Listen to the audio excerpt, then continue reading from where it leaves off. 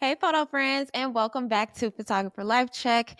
I'm your host, Qurissy, and today we have the illustrious Tonika Lewis Johnson. Hey. Thank Tonika, you. I'm so happy you're here with us today. I'm very excited for this episode. But like always, I want to start off with the photographer fit check. Eventually, this podcast will be in person. So I want to, I want to have the shoot so we can go through everything. But until then, we got to work with what we got. So can you let us know something Yes. you wearing, why you love it? I see the hat already. You know what I'm saying? First of all, this is my around the house fit. So the fit check really needs to be for everything back here. Those are all Hey, the y'all see the things that closet. Come on. you see what's back there. It's just not on me today. But I will say this is my go-to. This hat and my Englewood hat. Whether I'm doing interviews virtually or in person, I usually love to rep Chicago and my neighborhood. So this is definitely one of my favorite hats. Sometimes I'll put a little pin on it, to decorate it. And Yeah. definitely these are my go-to earrings. It doesn't matter how I'm looking, but if I have these on, I just feel, like I'm ready. Exactly. You got to come through with the bamboo earrings. Got you. Yeah. I love this like motto that you're living by where it's like if I'm doing an interview, I gotta either wear Chicago or Inglewood. And I think I need to adopt this. I think you just really changed my life because I should do the same. I need to wear all my Chicago gear all the time. You you know, there's other ways to represent. You represent just being you, your dialect, your mindset. That's true I too. That's true too. specifically, because of the kind of presentations and work that I do, and since I'm always in a lot of spaces with either some academics or people in a lot of different kinds of sectors that I have gotten more familiar with, like municipal entities, real estate, Mm-hmm. where I live, where I'm from is even that much more important because it is really important for them to know that them viewing me as an expert, a professional about the topics of, history, real estate, mapping. Like, yes, this is from a little Black girl that grew up in the hood. In So Inglewood. they Come have to on, let know. them know. They They have have to to know know. the very places you were told were horrible, did not go to, that are disinvested.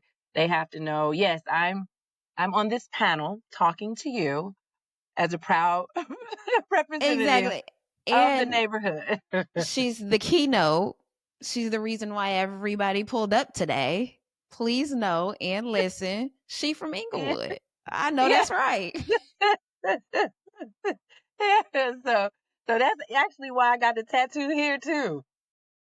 Because I was like, oh, Wait, let when me I'm on see. panels and I'm sitting like this, they just need to know. Mm-hmm.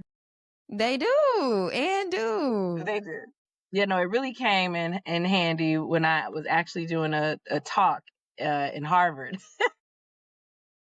And I was Nice. like, oh, for anybody that walks in late, they're going to see, they're going to know, you know where I'm from. Even if you came late and didn't hear the intro. Exactly. You gonna know what's happening. Yes. Photographer life check for me. I have on my King Pleasure tee. It's a Basquiat tee. I love Basquiat's work, Yes. and it's a collab with Uniqlo. One thing Oh, about a good Uniqlo graphic tee is they gonna have an artist I typically like, and I found this one. Now, you know, there's potential that Basquiat's family does not love that other brands are doing that, but I do appreciate that I have access to wear his art on my chest. So thank you, Basquiat and yes. family. Who owns his?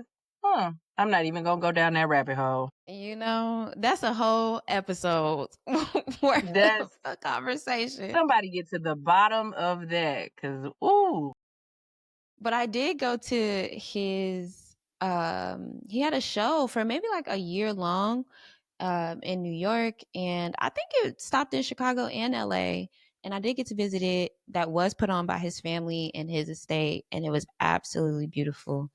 But that was maybe like 2 years ago or something. Wow. Okay. That's lovely. Yeah. But I want to get straight into it because, baby, you got a long bio, okay? It is too long. It's long, but it's necessary because you do the things. And it's one of the reasons why I wanted to talk to you so badly. I think, oh, you just have such a wealth of knowledge and such a long career worth of excellence and a true testament of willpower and diligence and devotion to this Oh, specific thank work. you. So I want to get into it. Absolutely. So it's going to be a little long, but I'm about to read the bio. Okay. You gonna read it? Did I I give have, you the one for reading aloud? I simply must read it, but no, you didn't. I took this one off of your Okay. website and then I just Oh updated goodness. it. I updated it with the last few things that, at least visibly Right, wasn't there because yet. I haven't updated it, and I'm like, it's a couple last You bangers know, that should be on there that are not. that's what I So said. I said, hold on, I she could ain't have even got sent you 2024 up the in one here. for Hold on, let me reading add aloud. this. But okay, let me start. Yes. Tonika Johnson is a photographer, social justice artist, and lifelong resident of the Englewood neighborhood in Chicago's South Side. Co-founder of both the Inglewood Arts Collective and Resident Association of Greater Englewood, she actively challenges and reshapes the narrative surrounding South Side communities. With a keen eye for urban segregation and a commitment to preserving Chicago's Black cultural memory, Tonika's work explores injustices ingrained in our built environment, systems, and social networks. A trained photojournalist and former teaching artist, Tonika has garnered citywide recognition. Chicago Magazine honored her as a Chicagoan of the Year in 2017, exhibiting her projects from the inside and everyday rituals at prestigious venues such as Rootwork Gallery, the Chicago Cultural Center, and Harold Washington Library Center, and Loyola University's Museum of Art. She has established a powerful artistic legacy. So I want to pause it right there. There's more to come, y'all. Please know. But I want to pause it right there for one to give you your flowers because already Thank you. Chicagoan of the Year in 2017. And I don't remember the year we met, but I do know it was like around that era. It could have been 2016, 2017. Yes. And I know you were working on the Folded Map series. And it had already begun, but Yes. you were still like pushing through and making Yes. incredible strides in that area. I want to start with that project in part because, at least from the outside looking in, it seems like that was the project that really hit the ground running on the efforts that you were trying to do for the city. Is that correct? Yes.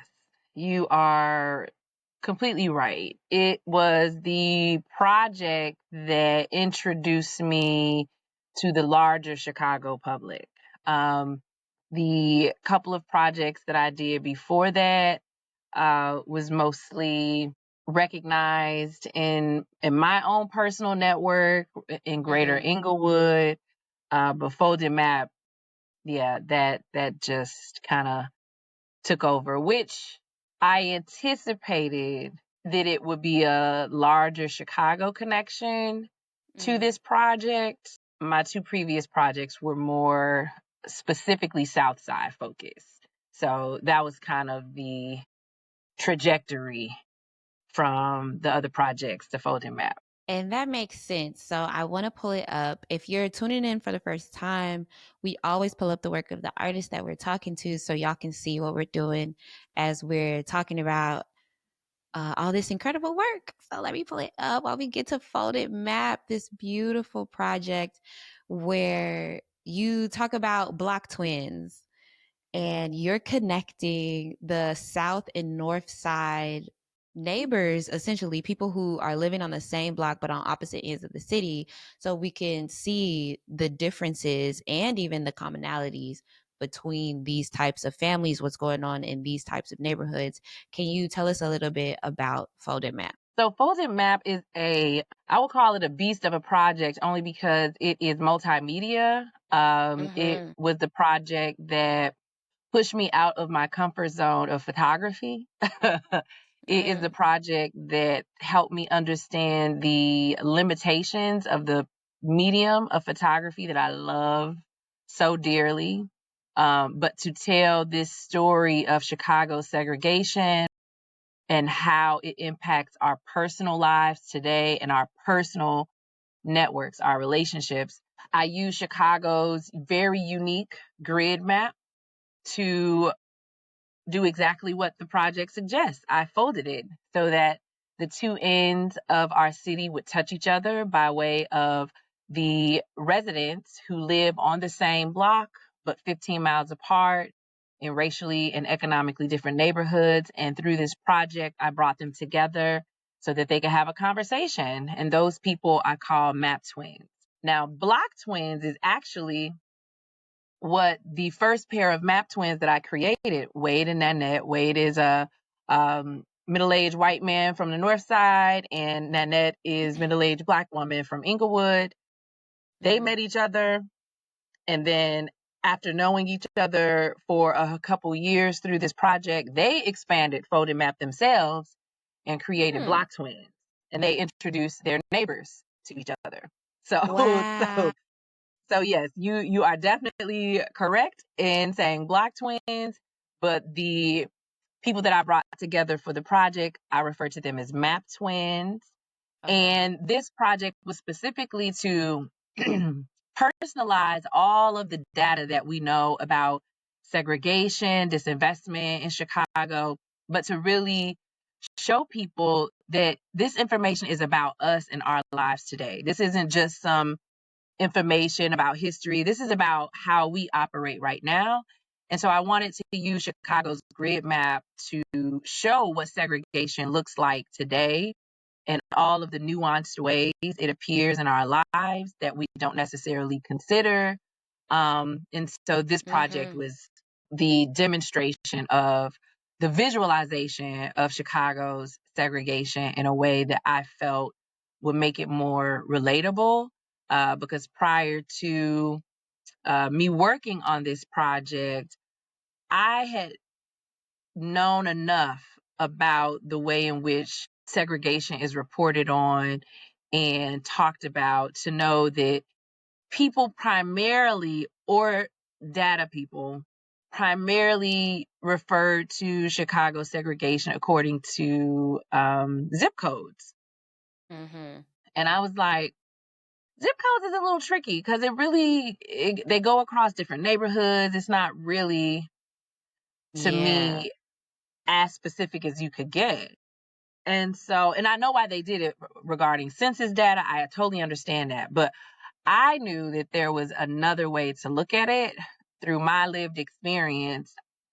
I knew that we had several streets that run the course of the city, the full 18 miles of the city. And we have a beautiful grid map that in the architectural sector and urban planning sector that we're quite popular for. It's something that New York does not have, LA does not have. We're like one of the major cities that has this very specific kind of mapping system that is really useful. It makes it It's so easy for smart. people. Yes, it It is. it's how you build a city. Anytime I go to another city, I'm like, y'all did not know what y'all was doing when y'all I started know. this. I actually am so dumb when I go to other cities because I literally am like, I don't know how to do this. I It's don't know so how difficult to to. navigate. I don't even try. I said, I can't. I was like, I need a grid. And, in high school and grammar school, I was not the best in math, but I could do some coordinates now. Okay. Okay. Maybe because it's visual, I don't know, but I was like, I get it. I get it. Yeah, this is what Folded Map is, and it is a project that includes all of Chicago. In the later expansions, it included the west side of Chicago, but the pandemic hit, and I didn't get to share the west side map twins. But when I give presentations, I definitely bring them up. But yes, that is the project that kind of launched me into Chicago's larger public talking about segregation and how it impacts us today in a new way. Yeah. And I mean, it's a perfect representation, visual representation of the disparities between the two neighborhoods. And I think most people probably get the opportunity to see that. And I will even go further to say most Black or brown people get the opportunity to see that when they're on the train or if they have a vehicle going back and forth from usually like a job or school, something like that, that would get them to the other side of the city. But oppositely, we don't see that as often. People in North Side communities that aren't like Uptown or Rogers Park, where a lot of Black and Yeah, brown the people predominantly live, white North Side neighborhoods, they don't. and go to the South Side. They're not coming to Englewood to go to a gallery or art show, but Hmm. we would go up north to do the same thing. Exactly. So I think it was, oh my God, I think this project is, excuse me, not past tense, so Oh, impactful and so incredible. So thank much so you. that, girl, you turned it into a film and an entire toolkit. I was gagged. I did not know the toolkit existed. I was like, oh my God, it has expanded so much more. I'm going to pull Yes. that up. Can you talk about the different ways this project has grown? Oh, yes. And one way that I'm really proud of that I was actually looking around now Mm-hmm. to see is not only the toolkit and the curriculum, the photo map curriculum Hold for on. students. Yes, it's a Wait, let me beautiful stop sharing so curriculum. this could be bigger. Yes. Oh my God, Yes, yes. it's a beautiful curriculum. This is the student guide. We have a beautiful teacher's guide, and it was also designed by another Inglewood native, my Come on. project partner, Janelle Nelson. She's an amazing designer. She did PhotoMap website. She did the logo. And then this was also co-created with my PhotoMap board member, Dr. Maria Creason, who's a sociologist at UIC. So Wow. this curriculum is available for free to educators and especially public school educators, because what I often tell people that if something like this had existed when I was in high school, then I probably would have created Folded Map a lot sooner, probably in my 20s and not when I was 30. Man. So, it's really important to introduce these issues to the youth, because they're Yeah. they're thinking about these things. They just don't know the words, they don't know the sectors that speak to the issues that they're thinking about. They don't even know or understand that they're thinking about very big systemic world issues, you know, Mm-hmm. and they have a unique knowledge base that if it were explored and if it were really taught in schools, I think they would be more confident about the observations that they have, even solutions that they have. So that's why it was really important for me to expand the project into a curriculum, because the film explains the origin of the project, and the origin of the project comes from my own personal commute from Englewood to my Northside High School Lane Tech. And, this was a commute that started when I was 13 years old. So Mm-hmm. seeing these differences from the neighborhood that I lived in to the predominantly white neighborhood that my high school was in, um, and even just the commute in itself, having to be at the bus stop at 5:45 a.m. to make it to school at To 8 o'clock, make it. that is not even uh, something that's unique to me. That's a lot of Black people, especially Gen Xers, who were on the train commuting to schools outside of their neighborhood. That's a huge lived experience of a large population in Chicago. And we So, talking about kids. oh yeah, No, 13. Okay, 13. 13. And that's the thing about it. Like, kids are feeling it. They see it because they have to make these long commutes, but they don't necessarily always have the language yet. They know how to communicate what they're seeing. But like Yes, you said, had you been able to have a better understanding of what it meant, as we're talking about like real city politics, we're talking about yes. redlining, we're talking about segregation, systemic racism, potentially you could have made this as a teenager, you know? Yeah. Totally, and the time from being 18 to 38,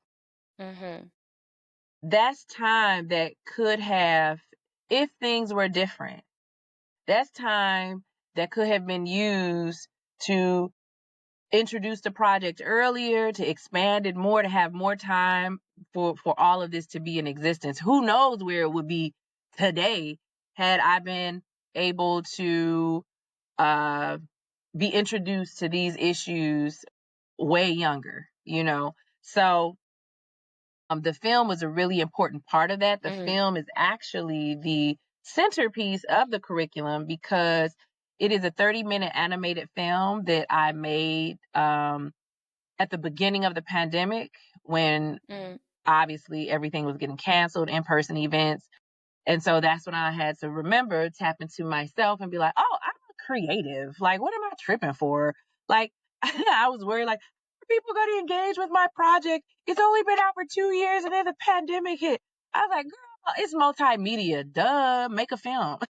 There you And go. then I Come also on. had, yes, I had my friends who are creatives. Shout out to my high school best friend, Q Billa. He's a amazing performer, Hey. entertainer in Chicago. We went to high school Yeah. together. And he's the Shout one out that Q told Billa. me, he's the one that told me, was like, why don't you just make a movie about your film? So that way, people could download it and watch it. And I was like, oh, you're right. Duh. So Right? that's what I did. That's what I did.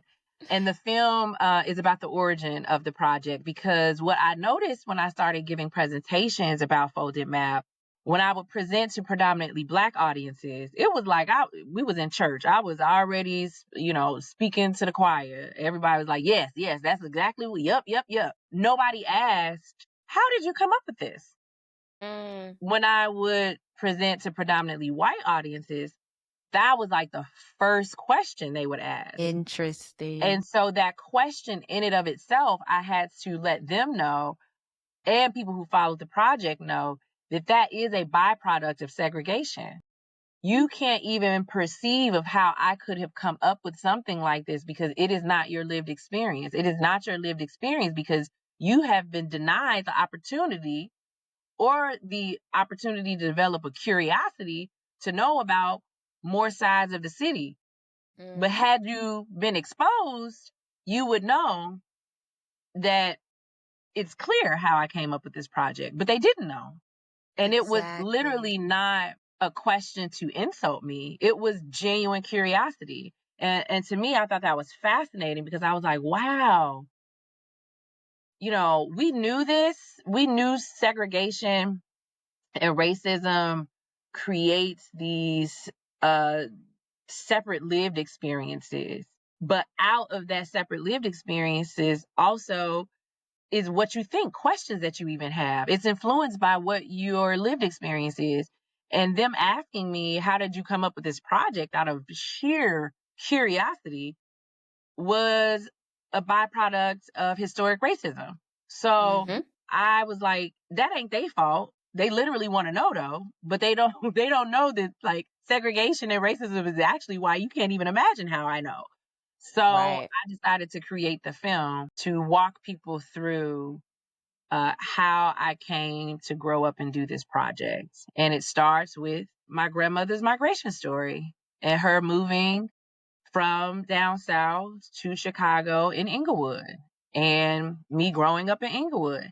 So that film is really educational in the sense that I felt like it's connecting everything that is a lot of our lived experience, a lot of our family's history to, these large issues. You don't have to go far to really understand and learn history. And that's really what I wanted this project to help people understand. Like, we are the living examples of this history.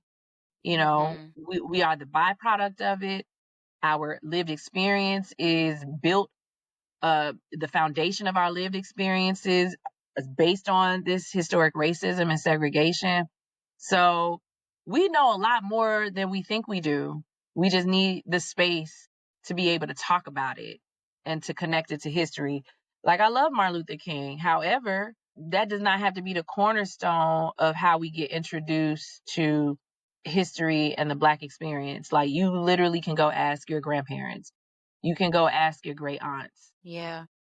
And you will find out that you know way more about politics, history than you ever could think of, only if our lived experiences, Black people's lived experiences, was uplifted to the genius level that it is. And so that's why I really wanted to do the folded map film, so that people can know this project came from the mind of a little Black girl from Englewood, and it is information that most Black people in Chicago are aware of. So when you want to think about solutions for these large issues, it's best to talk to Black people in Chicago. There you They go. say the people closest to a problem know how to solve it. Why don't you So start right folded there map then? was my demonstration of, see, told you we told Exactly. told you we know. I also think there's a quote that's a part of your toolkit that's like, you're not a tourist, be a Oh yeah. community member. And I think it speaks to that curiosity that you were talking about, where it's like, you're asking this question because you've been acting like a tourist in your own city. You've Yeah. been sticking to just like the certain neighborhood, the neighborhood that they told you to go to. You don't go past Wrigley this way, and Yes. you're not going to go past downtown that way. Yes. When if you're really a community member, you would explore the entire city. And like, Yes. I guess for people like us who did take the bus to go to different sides of the city to navigate for work or school, and then even, for play, like growing up going to the Yeah. water tower, I'm getting on the bus to go do that. like Yes. like seeing all of these different things, I think that also is a testament to why plenty of Black people from Chicago are so proud of being from Chicago. It isn't Oh yeah. entirely the struggle, but we just see so much of the city naturally. We know the city well. Yeah. No, it's the truth. And it is the reason that we can go anywhere else in the world and connect with people, because we've had that Mm-hmm. training here. And it's a training that sadly a lot of white Chicagoans are programmed to not have. And it's a training Mm-hmm. that transplants to Chicago are programmed to not have. And it is a valuable knowledge system that Black Chicagoans do have. Majority of Mm-hmm. Black Chicagoans do have. And I'm well aware that there's a lot of Black Chicagoans who have not experienced different sides of the city, Of but that is course. not to diminish the huge population of Black Chicagoans that do. And we have to go to other sides of the city because our neighborhoods are so disinvested in. So we have to go Mm-hmm. everywhere else and get to know the all of the city, just to even access stuff that we're denied in our own neighborhood. But no, you're totally right. And so that was the premise of the folded map action kit. Well, one, because after the project came out and I did not anticipate this huge positive reception, I was just overwhelmed. And so people were hitting me up on social media. I want to find my map twin. I want to find my map twin. And as like Wow. flattering as it was and as beautiful as it was, I was like, okay, I'm a creative. I ain't gonna be on this particular. I ain't gonna be making map twins for the rest of my life now. So let Okay, me. I got other ideas. I said, let me create a way for them to do it on their own. There you And go. Yeah. so when I started to really think about what does doing it on your own look like, I tapped into, I really had to think, like deconstruct how people like you and I, how our network, like how did we become so comfortable going to other neighborhoods, having a diverse friendship circle? Like, how did that actually happen? And so when I started to think about the steps that led to being that type of person, it really was something that was so simple. It was like, oh, well, one, we had friends in other neighborhoods. That's one. Mm-hmm. But when we did have those friendships in other neighborhoods, we did stuff in those neighborhoods that we were doing our own. Mm-hmm. And so when I started to think about travel and people who have the opportunity to go travel, everyone who traveled knows it's just like a unwritten rule. You don't truly know a place until you do what the locals do. You know what I'm saying?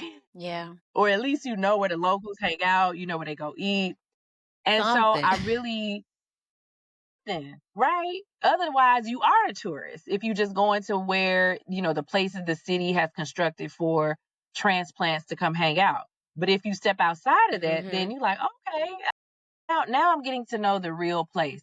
And so I took that concept and applied it to Chicago.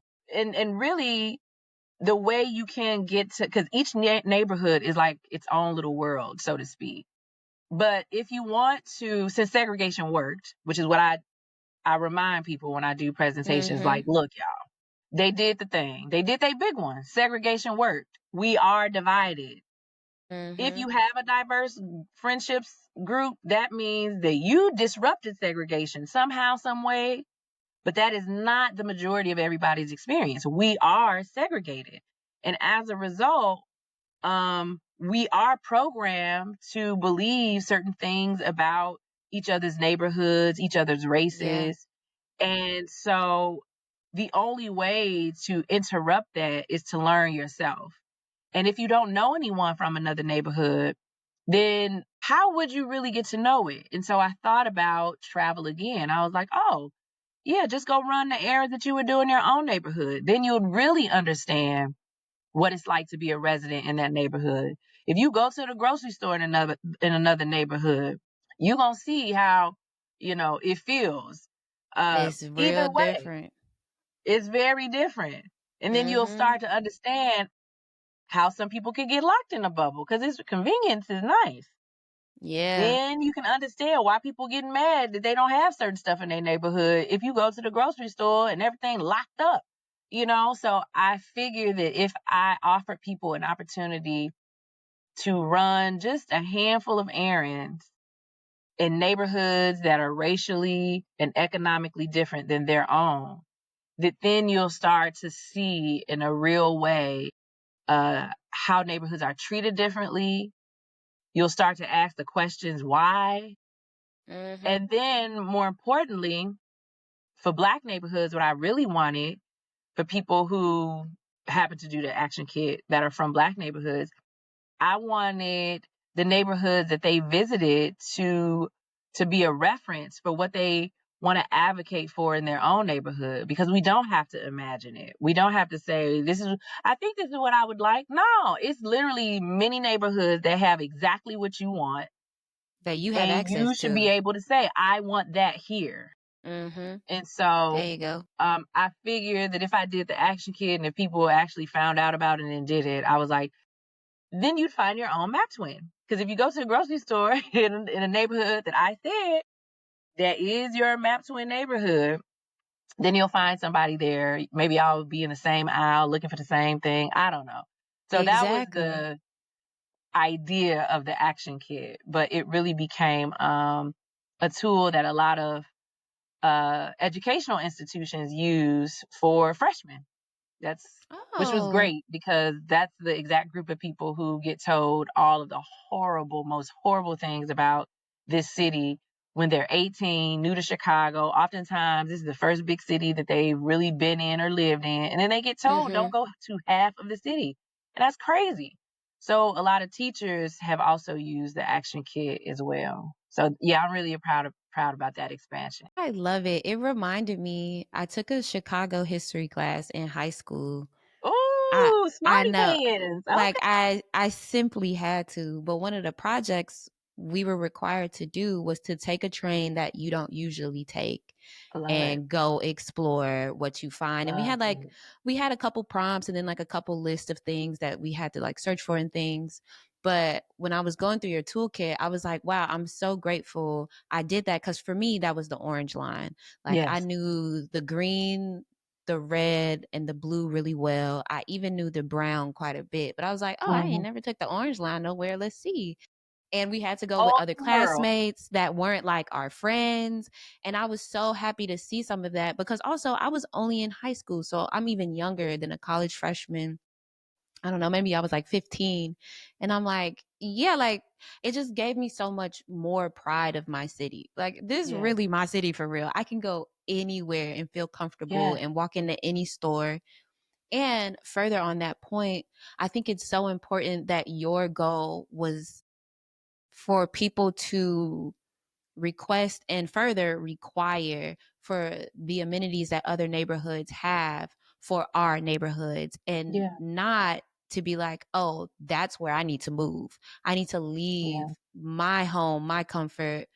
I need to like leave behind my pride, or to not even feel pride for where I'm from, and instead move to another neighborhood, because that is personally just not my perspective. I Yeah. love finding things that I don't have that expands my imagination, and then I Yes. want it for myself over here. I Yeah. don't want to necessarily move over there like y'all cute or whatever, but like I Yeah. just want this real nice grocery store in my neighborhood.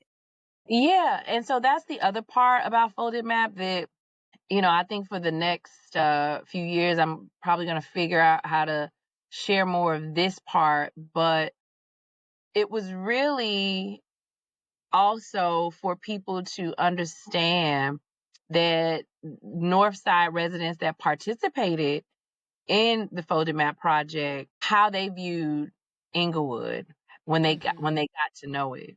They talked about the sense of community that doesn't exist in their own neighborhood. They talked about things that Black neighborhoods do not get uplifted about. Not only the sense of community, but I mean that's a huge one right there. But the what's valuable about our neighborhoods, no one really talks about that. And I Mm-hmm. wanted this project to be able to demonstrate that it does exist. There is value, even with the disinvestment, with the amenities that we don't have. There is extreme cultural value in our Mm-hmm. neighborhoods, and that is something that has economic value as well. Mm-hmm. And through Folded Map, it was mentioned by people who were not from the neighborhood, and that was something new for them to learn. Like, oh my gosh, like I didn't know this strong sense of community existed in this neighborhood that I was told to not go to. People walk down the street and say hi, even if they don't know each other. They talked about those things, and that's very real. That is something that has value. And so I wanted this project to also be able to help us in Black neighborhoods feel proud about what we have that is not in other neighborhoods, that you can't get no matter how you invest in it. It is something very unique and specific to not only our history in this country, but in our neighborhoods. It's a very strong sense of community that people try to rip away from existing in our neighborhoods when they only focus on the issues of crime that we have, but it's not in abundance as people are told. We have way more blocks and parts in our neighborhood where people have block parties, people have backyard parties, people know each other, grew up. We have way more of that than what they Mm-hmm. hear on the news. And so, yeah, no, I totally feel you. It's why I still live in Inglewood, and I've lived in other neighborhoods, but I always end up coming back home to Inglewood because it is a sense of home and community and roots that I can't get anywhere else because Yeah. of the amount of time that I have been here. My life is here, and I love the comfort of people I grew up on my block, or my first friend in grammar school. My son can call him to get his hair cut. I love that. Right? Like, how crazy. That's so beautiful. Like, I love that my kids might go to a store in Inglewood and somebody will look at them like, you look like, Mm-hmm. I love that. And You know can't, you. And you yeah, get treated well. Like, that's such a gift, I think. And I mean, not everybody has parents who were able to foster relationships like that, but when you can, I'm grateful for having the experience of walking in a space and somebody being like, you so-and-so daughter, and be like, Oh well, my who God. are you? But Love it. then them being right, then them being like, okay, here, don't worry about it. Let me do this. And I'm Yeah. like, wow, like what a gift. And you get that because of Yes. cultural significance that we have in Black neighborhoods. And I think it's Black neighborhoods in plenty of cities. Cause I feel that in LA, I'm in LA right now. And when I go to places like Leimert, West Adams, View Park, Yes. Black neighborhoods, people are speaking to me. I'm speaking to them, walking down the street, head nod. You see the older Black gentleman might give me a hey sis, hey queen. Yes. But when I'm in other neighborhoods and I'm saying hello, I might get the little fake smile or just nothing at all. And that Yeah. was a culture shock to me when I first got out here. I was like, this different, Yeah. you know? No, it is. And what I ultimately would love for our people to know is that even if, to your point of possibly not having a parent who was connected to a specific neighborhood, or if you moved around, I want us to know we can create that though. Yeah. Just because you did not have it doesn't mean that you can't establish roots wherever, Yeah. and other Black neighborhoods is where you can establish roots, and then you'll be the pioneer in your little family. Like, oh, my Exactly. grandparent moved here and we've been here since then. So, to not remove that possibility from ourselves, we can invest in our own neighborhoods by simply moving there, Yeah. you know? Completely. I feel like all of your projects are talking to each other. And I want to get to the next one because I feel like we could talk about Folded Map for a whole nother 3 hours. But I really appreciate that it feels like they talk to each other because I think it comes from one, a passionate place, but also like a real concern that you have for the city and the people in it. So I want to jump back to the bio. See, because I felt like was a genius little plan. It's like, okay, once we get to the folded map part, I don't gotta say that part because she gonna say that part. We gonna talk about it. Okay, I see what you did there. Okay, so going back to the bio real quick, just to jump us off. Tonika's influence extends beyond her art. Recognized as one of Field Foundation's leaders for a new Chicago in 2019, she currently serves on the Cultural Advisory Council of the Department of Cultural Affairs and Special Events by the Chicago City Council. In 2021, she assumed the role of artist as instigator for the National Public Housing Museum, working on her latest project, Inequity for Sale, which sheds light on the history of homes sold on land sale contracts in Greater Englewood during the 50s and 60s. Now, Tonika, this is the project that blew my mind. I had seen this project. By then, I had already moved to LA, so I didn't have the privilege of seeing you in person and like seeing the projects throughout the city like I did previously. But I remember seeing you posting about this and I'm like, wow, the folded map thing has extended.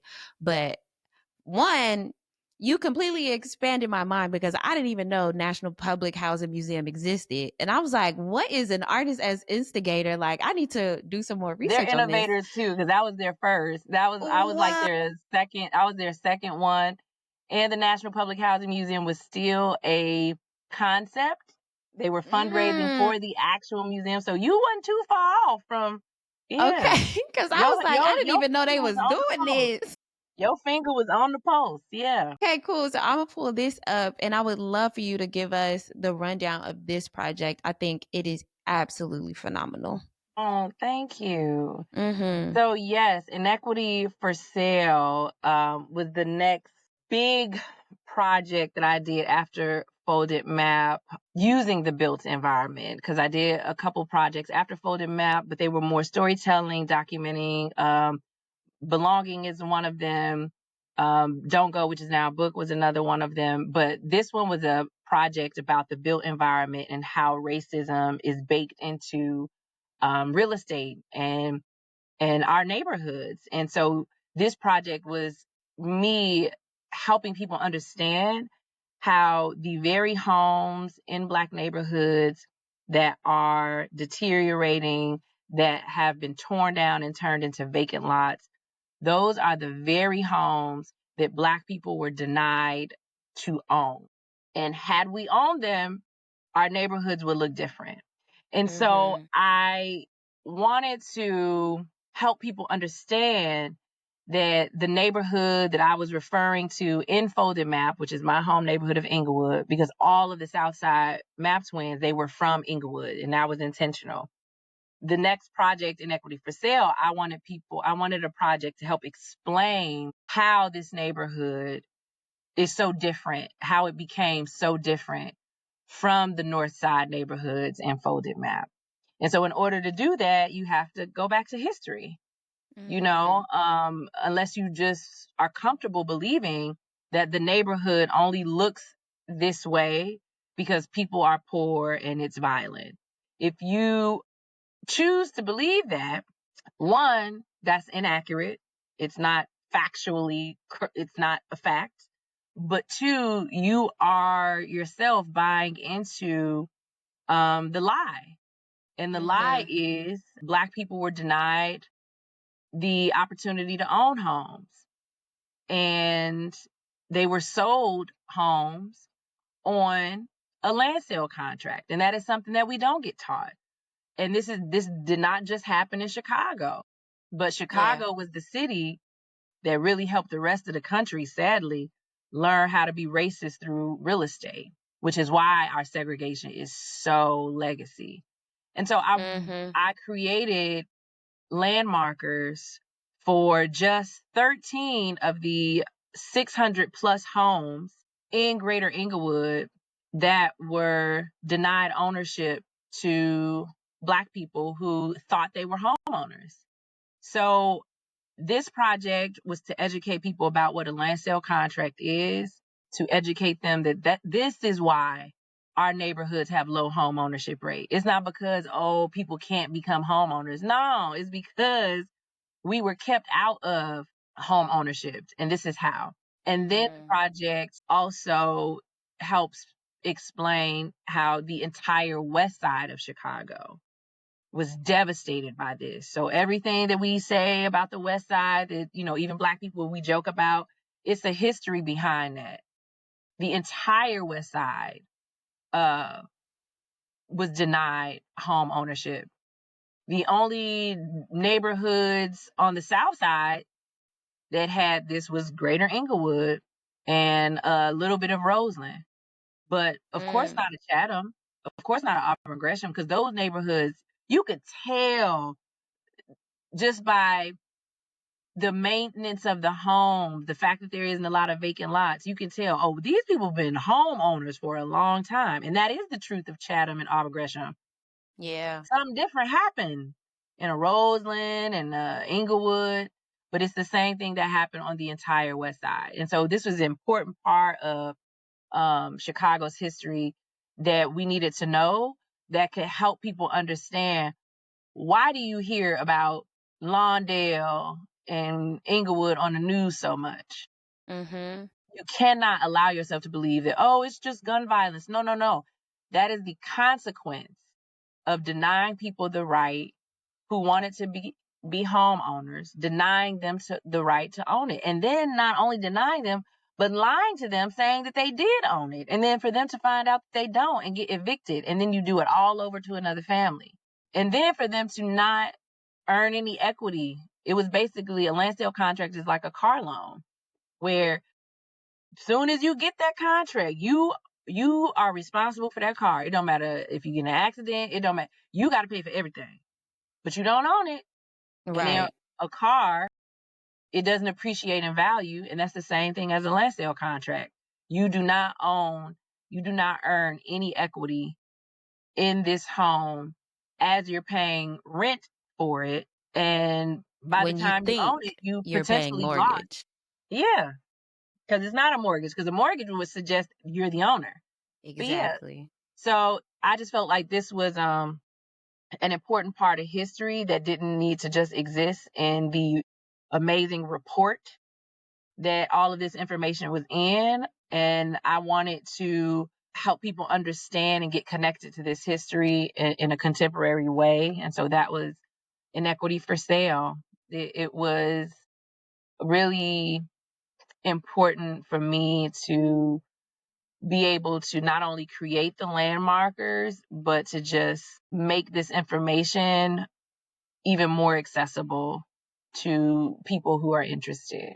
One thing I love about all of your work is how you honor the real people that are affected by Oh, the problem you're going towards. Like seeing yeah, their names and reading the real people that thought they owned this home and truthfully the home was stolen from them, I yes, thought was one of the most impactful things that an artist could have done for this. Like thank you. how else would we have learned their names? You know, like Yeah, who the amount of people that have even access to a document that would teach us something about the land sale contract is slimmed down, and then to know who those actual people are is an even smaller number. yeah, And I think part of the incredible impact that all of your work does, but especially Inequity for Sale, is learning about the actual people that it affected and seeing them and knowing, oh, that looks like your uncle, your cousin, your auntie, your sister. oh my And gosh, of yeah, course, they're in the neighborhoods that we are in, and seeing the disparities even between other Black neighborhoods like Chatham versus Inglewood, and yeah, how different those neighborhoods look, and how that informs the cultural tension between Southsiders and Westsiders, Black Southsiders and Black Westsiders, to be like, oh, y'all think y'all better than us because you from Chatham, yeah, but you right down the street from Inglewood and y'all acting real different kind of yeah. thing. Yeah, no, it's a history behind everything, even stuff that we joke Yeah. about. The West Side of Chicago, they were deeply taken advantage of. And it's a Mm-hmm. smaller part of the city. And so that's why it was very easy for me being from Inglewood to, connect with my friends from the West Side when I went to Lane Tech. Cause I was like, oh, y'all neighborhood is just like mine. Uh, Right. and that might not be something someone from a Bronzeville, in the 90s or Chatham could relate to. But yeah, as a whole, they were deeply taken advantage of. But all of this history and sharing it and exposing it is with the intention of understanding so that we can identify solutions because you cannot Mm-hmm. learn how to fix a thing until you know how it broke. And so that's really the value system that I take into all of my projects is not to Mm-hmm. just expose the harm that's done, but to propose possible ways to approach healing from it and solving it. And so, Inequity for Sale led me into my current project, and this was literally by fate, to your point of saying the names, identifying the names on the landmarkers. That is the sole reason that I got connected to the person who would make me want to do my current project.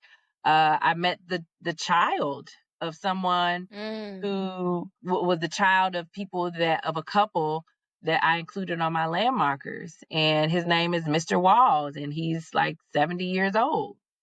And Mm-hmm. when I put the landmarker up, we both knew someone that was actually related to him. And he told me those are his parents. And he still lived on Wow. that block.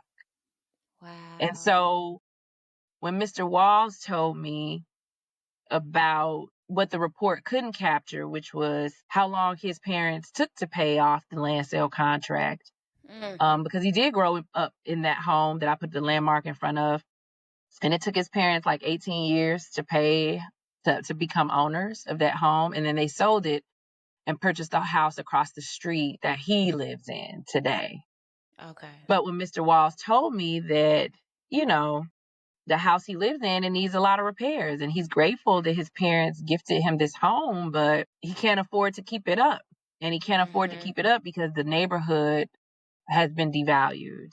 The price of the home isn't worth enough for him to get certain repairs. And he said that the other people that he grew up with on the block, they're also struggling with the same thing.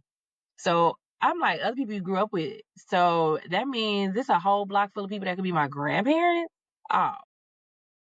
And once he told me that, I was like, this is changing what we think about generational wealth building. Like we've been forced to believe that, oh, you get a home and you pass it to your relatives and that's the way to get generational wealth.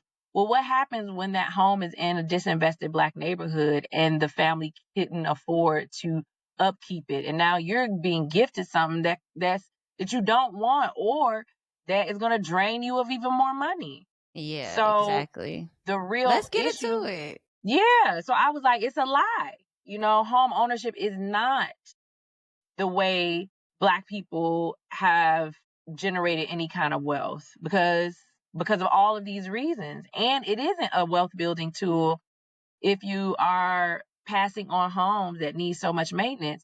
And homes need maintenance. And All the so time. really, I wanted to do a next project that would help Mr. Walls, that would help the people who live on this block that I had a landmarker on. I was like, if they can't afford to get home repairs, and these are people who have been living in this neighborhood for decades, if it weren't for them living here, then the whole neighborhood would be shut down, because thank God they stayed, because all of the For schools would be real. closed. So I was like, if they can't afford home repairs, that's really messed up. So I, again, didn't want to do a project that was just talking about the harm that was done. I wanted to help Mr. Walls. I wanted to help all of these other people that I were meeting on this block who needed help getting home repairs. And so that's when I created Unblocked Inglewood. And that is a Yes. project where I partnered with Chicago Bungalow Association, and we applied for public art dollars because I made the argument that helping people repair their homes and beautify them is public art. Come on. And we were awarded $250,000 in 2021 to, thank you, to do home repairs on this block. And since then, we've helped do critical repairs to 12 of the 24 homes on the block. This Mm-hmm. year, we're doing repairs to the remaining homes on the block, and we're going to provide all of the homes additional repairs, beautification. And so I've been working on this project since 2022, and it's just been a joy to be able to offer free repairs, home repairs to legacy residents of Greater Englewood who have weathered the storm, have been in this neighborhood for 40, 50 years, and it isn't fair for them to not get help with home repairs so that they can stay in their homes and not have to sell it and go into some facility. They want to stay on their block, and as they Yeah. should. And so that is what Unblocked Inglewood is. But that project would not exist if it weren't for, putting the names on the landmarker for Inequity for Sale. Unblocked Inglewood, I actually learned about it in doing research for this episode. And I was like, yet again, here you are further expanding my mind of possibility of what it can look like to engage with social justice work as art. I think Yeah. I know a lot of social justice workers. I've been in social justice spaces, activist spaces, and I think the artists in those spaces, it feels so limiting sometimes because we're going towards problems a lot. Like there is a lot of fight in it. And to Yeah. see the way you have maneuvered in bringing light to what being a social activist artist can look like, I was just like, Oh, my mind is blown. Like, yeah, we really thank can just bring our money you. together and build the block back up. How Yeah, incredible. And like, y'all are doing that together. And that is so important and so impactful. thank And through you. that, not only are you supporting the community that you're in and these families, and like you already said, much of them are elders, if not all, you're then further building that home equity for them, which can Yes. substantiate actual true generational wealth that now they could pass down a home that doesn't need to have like a $15,000 roofing repair or something like that, you know, and the Yeah. next generation can live a little more comfortably and Yeah. build Or more they can wealth. sell it if they want. And then Right. the whoever they sell it to won't have to incur so many repairs, you know? Yeah. But ultimately diverting gentrification and keeping these Yes. neighborhoods Black and a part of the families that have built them up. And I'm blown away. Like the Oh, impact. thank you. You're so sweet. Thank you. Thank you. No, Yeah, it's absolutely. I love that project, Unblocked Inglewood. But I would not have gotten here without the other projects before. So all of it, like you said, it's not only in conversation with each other. One project has helped create the next. So that's why it seems like they're in conversation with each other, because they literally are born out of each other. You know, Inequity for Sale came from a report that was introduced to me because someone that was working on the report and fundraising to do the report about land sale contracts saw a folded map. And a lot of people started emailing me this report because they're like, oh, you should know about this. And I went down a rabbit hole, you know, and it unlocked for me the answer to the question I had that no one could answer, which was, why is my neighborhood's home ownership rate so low? Like, Mm. no one had this answer for me. Even people who were working in like housing and home ownership, the only thing they could really say was, oh, the housing market crashed, people lost their homes. I'm like, no, no, no, no, no. Our home ownership rate been so low for majority of my life when it isn't what I grew up seeing. I swore these people Mhm. on my block or whatever owned these homes, and like, what is the disconnect? And I always had that question. And when people gave that report, introduced that report to me, it answered I was like, oh, well, duh. See, again, observations. We know we're not crazy. Um, Exactly. but because of that, it led to me creating Inequity for Sale. So all of it is kind of fueled by passion and intellectual interest, and allowing that to be my guide, and just, accepting the fact that, I'm a creative, but we nerds. And I'm like, Yeah. We like to ain't go no deep the dive on the men things of we the care nerds. about. Yeah. Yeah, yeah. And I think all creatives, and that's the beauty of being a creative, that I love to be able to share with the rest of the world, is that we have the answer to all of these issues. Because when you're a creative, an artist, you don't care where somebody is from. If they share a passion, whether it's photography, painting, or whatever, you want to know so much about them. You want to know, well, when did you Yeah. start? What was your equipment? When did you first pick it up? We have a curiosity about fellow creatives, that if other people adopted that same curiosity, we wouldn't have a lot of the issues. And that's why the arts community, no matter where you go in the world, we can link up and it's going to be the most diverse, because we're Yeah. naturally, we respect each other, and we understand that it's a craft. No matter how different the medium is, we know there's some intellectual interest and curiosity in a process. And if everybody approached people with that same understanding that creatives know, that there is a history, people have a story, people have a gift, that's something us creatives, we know other creatives have. Like, yep, clearly you have a gift. Clearly Yeah, you were trained, or absolutely. you did it yourself. Exactly. And so I think that's our little gift to the world, is helping people see that and understand that. So yeah, we nerds, and I love And we creating love it. projects. Yep, that show. Yep. I'm a nerd. I'll be reading the reports. And I mean, all of this of what we're talking about is only a fraction of your work and the work that you've done. I honestly feel like we need about 2-3 episodes worth to get to everything that you've done.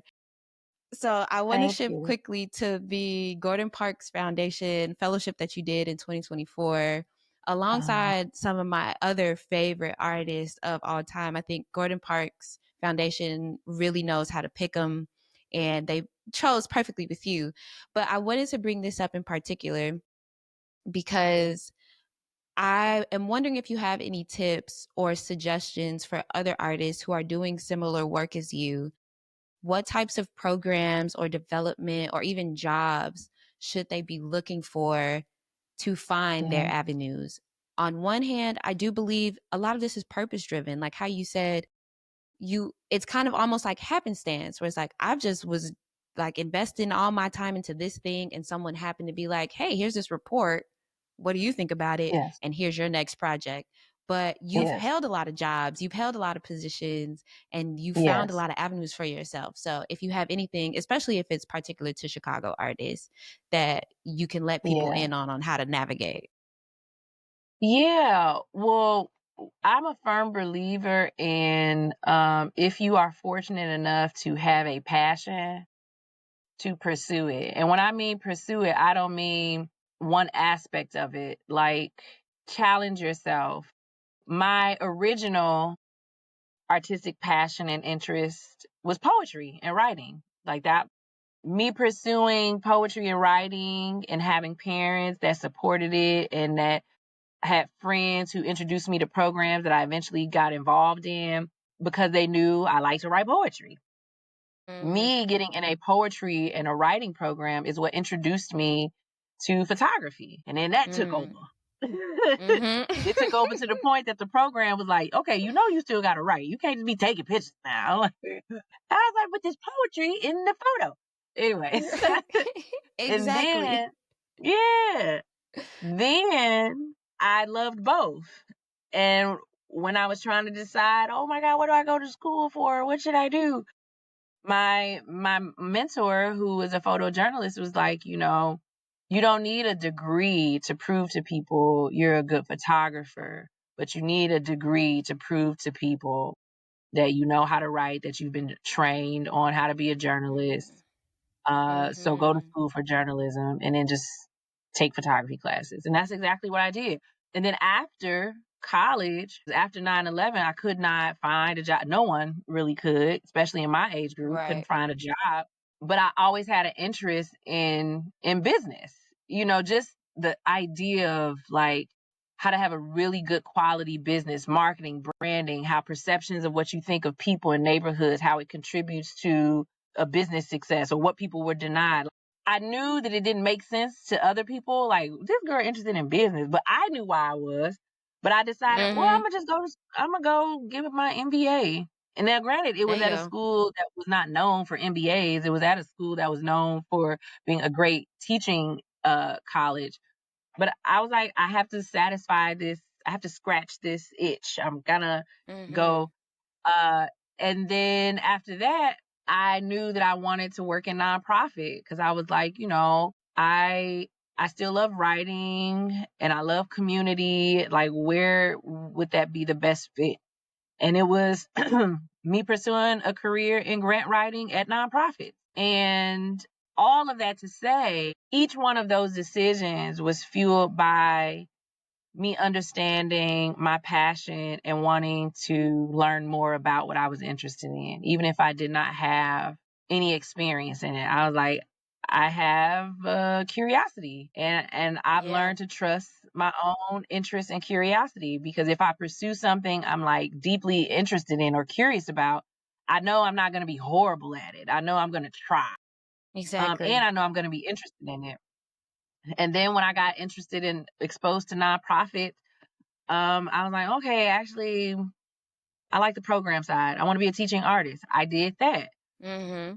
All of these experiences helped me to be a self employed artist. And so, what I would say is you have to trust your own intellectual interests enough to make a decision to learn more about it, to pursue it, not be scared, because even if you don't succeed in it, there is value in the lesson. There's value in the experience. And so, you know, my advice would be if you're blessed enough to have a passion, pursue it. Pursue all aspects of it. Like, even if it's music, don't just pursue being a musician. Also get curious about who made the instrument you're in, or the industry that makes the instrument you're in, or the industry that helps musicians. Just get curious. And I think that will put you on the path to your purpose. And I don't know any other general way to say it, but learn and figure out how to trust yourself and your interests, because any experience that you have, whether it's a good one or a bad one, it is valuable because it is now in your arsenal that you can reference. And trust me, when you get older, at 35 and older, you're going to be referencing a lot of your lived experiences to help you make better decisions, whether it's business, personal, family. So yeah, no, just remain curious and trust your passions and your interests. And if you don't know what your passion is, be vigilant about finding out. And I feel like artists and creatives, some of us was lucky. We knew it early on. And I had to realize that a lot of people don't know what their passion is. Yeah. So find out, because it is your gift to the world, whatever that is, your passion is. I appreciate that perspective. Thank you so much, because also I think one might not assume that you come from nonprofit background to get to here. Like, I feel like some people might not be able to put together Yeah. what steps actually get them to the end result that they're hoping for. And because you don't know, you can only put the dots together, looking back and not going forward type of thing. But I appreciate you giving Yeah. us the full context of, like, I had to do this and then this and then this, and now I'm here, and we still got a lot of more places to go type of thing. And Exactly. And speaking, and having yeah, peace with not knowing the end.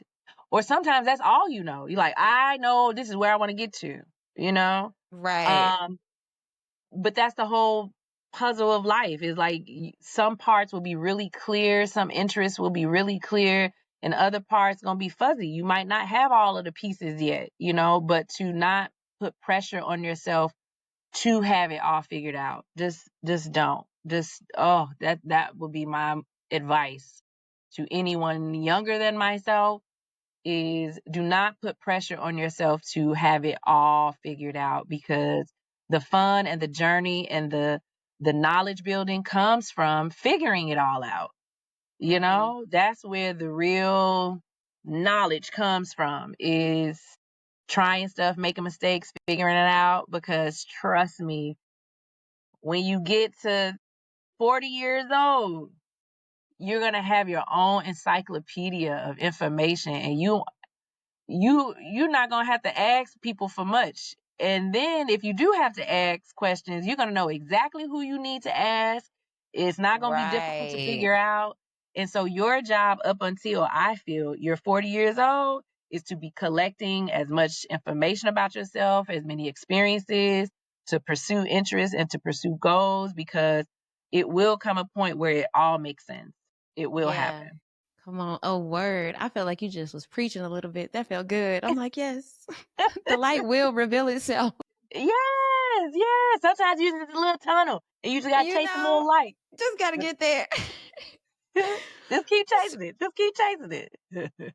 Speaking of the current and the future, you co-founded Inglewood Arts Collective, and I love the mission that you guys have made. And I would love for you to speak to it, but I do want to call out that in doing this research, it reminded me a lot of the Gordon Parks Foundation's mission, in the Yeah. way that they talk about the importance of that $1,800 grant that Gordon Parks received at the time, Oh and my what God. that did for him as an artist. And I loved seeing that EAC's mission is to support both South and West Side artists. But I would love Yeah. to let it come from you more poignantly about what you guys are striving to do.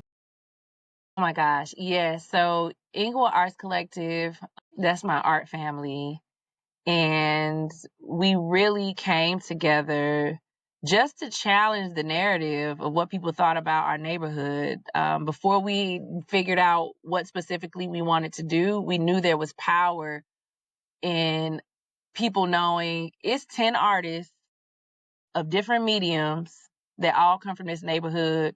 Y'all just think only Chief Keef live in. You know what I'm saying? Like it's different kinds of people that live in Englewood. No neighborhood, no people is a monolith. This neighborhood is not just filled with criminals and victims.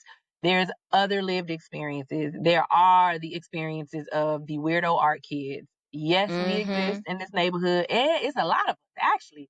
We're just going to Exactly. give you 10, but it's way more. and trust me, when we come together, we think of amazing things. And so Inglewood Arts Collective is like my source of inspiration, because it's where art is always made fun, even though we have a very specific intentional mission, which is to help shift the narrative of our neighborhood and to offer arts and cultural experiences to the neighborhood, as well as opportunities for visibility and employment to Black and Brown artists. Even though that is our goal and our mission, it's so fun to do it, because I mean, I think everybody in the world knows that, artists, that's the sauce. That's the little razzle dazzle Yeah. of life, like everything people enjoy. It's art. Food, that's culinary art. Movies, that's filmmaking and photography and entertainment. Music, need I say more? Hello. Museums, like everything that y'all do for enjoyment is art. That's why wherever artists come together, it just be lit, and it's Something okay. incredible happens. Right. Yeah. I mean, people blame gentrification on artists. You know what I'm saying? That's how lit we are. We changed the whole Exactly. trajectory. so, Equal Arts Collective exists for that reason, to contribute to the redevelopment trajectory of our neighborhood in whatever way we see fit. And right now, we knew that giving Black artists, opportunity to invest in their work, because with everything else going on, the stuff the issues that I bring up in my work, just life in a big city, just everything, it can pull you and drain your creative spirit and not give you the opportunity to invest in the work that you want to do. Easels cost money, materials cost money. We know a camera Yeah. costs money, Okay. laptop costs money, especially if you're a graphic designer. To edit your stuff costs money, like paint costs money, just whatever. And so we wanted to be able to give funding to creatives so that they can use however they see fit. Even if they paid a bill, we know that as a creative, even when you give money for artists to do whatever they want with, whatever they do with it, it's going to help their art. Because even if you use it to pay bill, that means that you are freeing up money and headspace to work on your art. So, That's the part, we didn't the put any brain space. restriction on how they could use it. We was like, we don't need no report. We know Amazing. whatever you do, it's going, as a creative who's passionate about creating, we know that you're going to set yourself up to create. There you go. I Yeah. really appreciate that, because for me, I talk about the brain space a lot, where Yes. when you're free, it's a privilege, and it shouldn't have to be a luxury, but it's such a privilege to free up your brain space to allow yourself to be creative. If you Yeah. use some grant money to pay your rent and your bills for the next couple months, you don't got to think about it, and you can dedicate all of that energy and capacity to your art. Like, that is what Yeah. a grant is supposed to do. Like, Yes. Yes. And we want to do more of that. So yeah, no, I love Inglewood Arts Collective and what we do, because it's also something that none of us could do alone. And it fits outside of the mediums that we operate in, mhm. so it's something that you really have to do together. And I love that part about it. And lastly, just to wrap up the life check portion really quickly, I do want to shout out that you became the 2025 Red Cross Social Justice Impact Hero. Come on. Yes. And you have won so many awards and have been named all of these prestigious titles. And we just had to make sure we shout this one out, especially because it's this year. Like the things you are doing, the world is witnessing. And I'm so glad you are getting your flowers. Thank you so much. This was so fun. And thank you for giving me the flowers. And it's such an honor to receive them from you. Such an amazing young talent. And I'm so excited for all that you're interested in, all that you're doing, all that you're going to do. You know, us figuring out ways to do stuff together. Because I got to make it out to LA. I've never Absolutely. been there. Come on. I've been Can here you for, I believe think, that? maybe 5 years. Yeah, it's going on 6. I think these people have treated me so beautifully. So I really appreciate you saying that.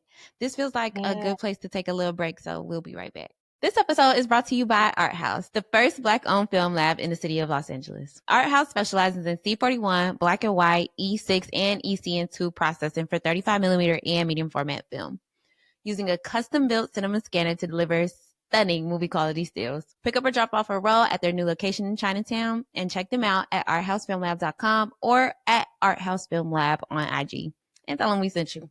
Tonika, I want to thank you again because this conversation has been so rewarding for me, and I know it's going to be rewarding for all of our listeners. And because we had so much to talk about, this is just part 1. So y'all gonna have to come back for part 2 to see the rest of the segments because, of course, we want to get the songs for the playlist, the photographs not taken. We can't let you go without that. But for now, we will catch y'all next time. But before you go, can you let the people know where you would like to be found? I live on Instagram, okay? I am slowly tiptoeing into TikTok, okay? But Okay. Instagram is where I live. You can find me there. My handle is Tonika J. And on TikTok, I think it's Tonika GJ. But anyway, you know, I need help with that. If any of y'all, you know, millennials and Gen Zers want to help, you know, old Gen X figure out how to tap into that, hit me up.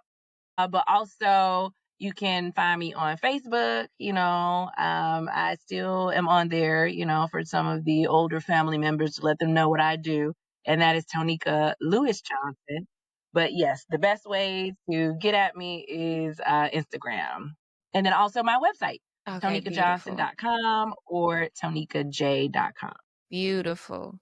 And you can find us at Photographer Life Check everywhere you get your podcast. And don't forget to subscribe on YouTube and Spotify where you can watch these conversations and follow along as we go through them. And we'll see y'all next time. Bye.